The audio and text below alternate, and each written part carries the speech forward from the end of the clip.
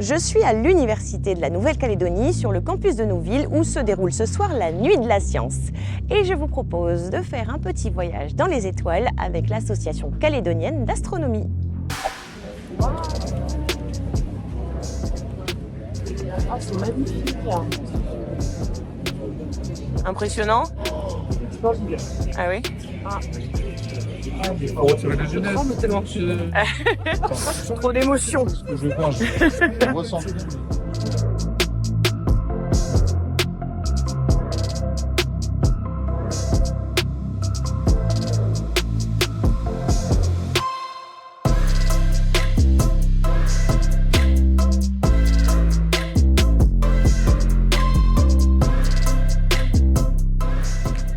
Qu'est-ce qu'on voit là?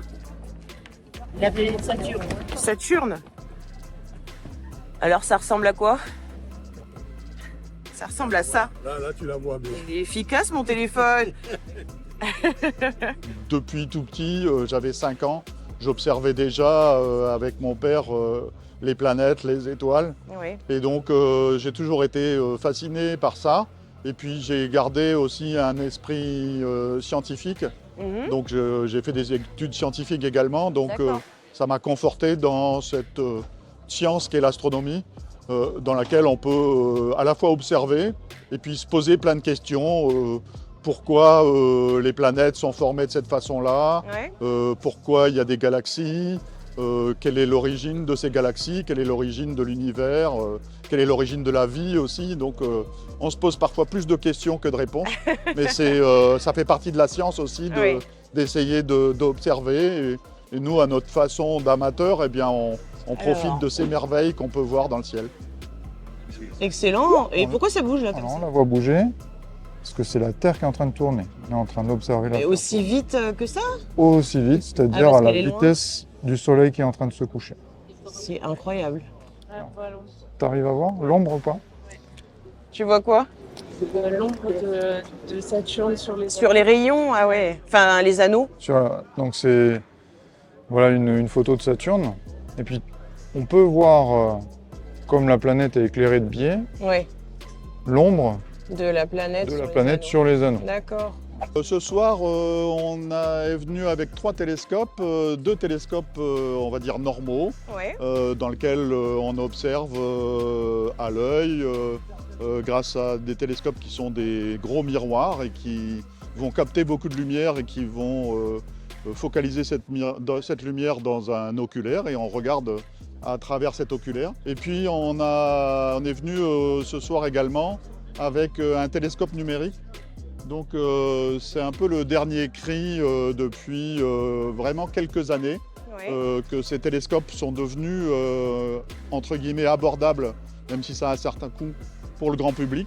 Et la particularité, c'est qu'ils se commandent grâce à un smartphone. Donc on se Ah, excellent. connecte directement sur le télescope en Wi-Fi. Oui. Et donc là, je peux commander le télescope. L'avantage également, là, par exemple pour une soirée publique, c'est que ce qu'on voit au télescope, on l'a sur un écran Donc là, on n'a grand pas besoin format. de mettre l'œil, quoi. Donc Tout on n'a est- pas besoin tout de s'affiche. mettre l'œil, c'est peut-être plus spectaculaire Ouais. sur un grand écran. Et puis on peut partager un peu plus l'image avec de nombreux spectateurs. On voit quoi là? Alors là, c'est actuellement une galaxie, la galaxie du Sculpteur, qui est une galaxie assez brillante. Il faut quand même un bon télescope pour la voir. Elle En est particulier, elle est à, on va dire, 12 millions d'années-lumière. Donc c'est loin, mais c'est pas très loin pour une galaxie. La différence là, c'est que le télescope numérique, lui, il va capturer des images et puis il va additionner ces images.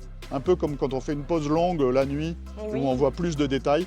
Et bien là, on va avoir de plus en plus de détails. Oh là, super. Ah oui, merveilleux. Oh là là, oh, c'est extraordinaire. Mais j'avais déjà observé il y a quelques années, oui, les étoiles, mais je n'avais jamais vu les anneaux de Saturne.